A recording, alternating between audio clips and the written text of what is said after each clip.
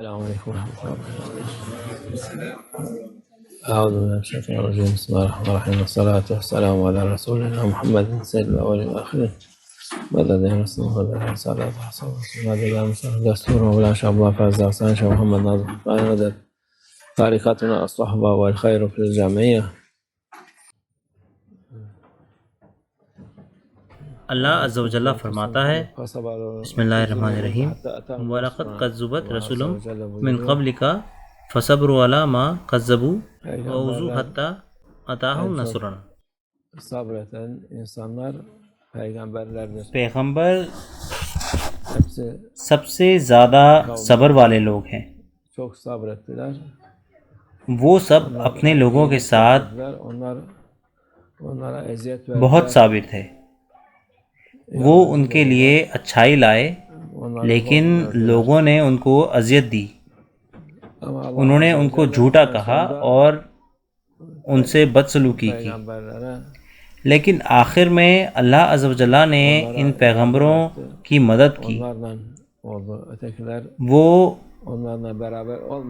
ان کے ساتھ رہا، اور جو بھی لوگ پیغمبروں کے ساتھ نہیں تھے وہ ہلاک ہو گئے۔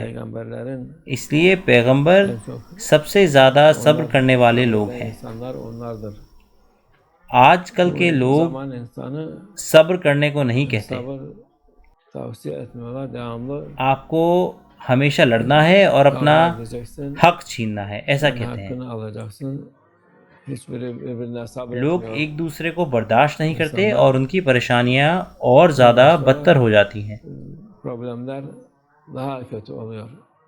ابھی تو ایک ہی پریشانی تھی، اب وہ 10 یا 100 پریشانیوں میں تبدیل ہو جاتی ہے۔ حالانکہ اگر وہ صبر کرتے تو ہر چیز ٹھیک ہو جاتی، وہ پہلے ہی صحیح ہو جاتی، اس سے پہلے کہ کوئی بڑی پریشانی آئے۔ صبر پر قرآن عظیم الشان میں بہت ساری آیات ہیں۔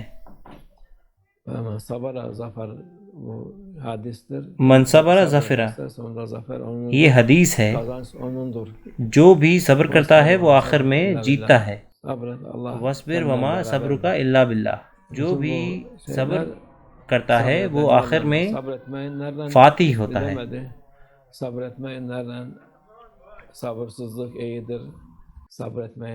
صبر کریں کیونکہ اللہ آپ کے ساتھ ہے۔ ساری اچھی چیزیں صبر کرنے والے لوگوں کے ساتھ ہیں۔ ایسا نہیں کہا گیا کہ جلد بازی اچھی چیز ہے یا پھر جلد باز لوگ جیتتے ہیں، ایسی کوئی آیت شریفہ نہیں ہے۔ اس لیے صبر کرنا مشکل ہے، یہ کڑوا ہے۔ وہ کہتے ہیں کہ صبر کڑوا ہے لیکن اس کا پھل میٹھا ہے، اس لیے لوگوں کو اس وقت میں صبر کرنا چاہیے۔ اگر وہ ہر چیز پر غصہ کریں گے تو وہ خود کو ہلاک کر دیں گے اور خود کو ہی نقصان پہنچائیں گے۔ اسی لیے سب سے بڑی وصیت اور سب سے بڑی نصیحت صبر کرنا ہے، خاص کر اس وقت میں۔ وہ شیطانوں کو سن رہے ہیں اور ہر ایک پر غصہ ہو رہے ہیں، اپنے حکمران پر، اپنی حکومت پر۔ انہوں نے یہ عادت سی بنا لی ہے اپنا حق مانگنا۔ ایک عجیب سی کہاوت ہے کہ میں اپنا حق چھین لوں گا۔ آپ کچھ بھی نہیں لے سکتے اور آپ کو کچھ حاصل بھی نہیں ہوگا۔ اگر آپ خود کوشش کریں گے اور آپ اللہ عز و جل کے سامنے صبر دکھائیں گے اور اس پر توکل رکھیں گے تو پھر آپ جیتیں گے۔ اس لیے صبر کرنا ایک اچھی چیز ہے، دونوں دنیا میں اور آخرت میں۔ صبر کرنا آسان نہیں ہے، صبر بہت زیادہ مشکل چیز ہے۔ یہ کہنا آسان ہے لیکن کرنا بڑا مشکل ہے۔ اللہ ہماری حفاظت فرمائے،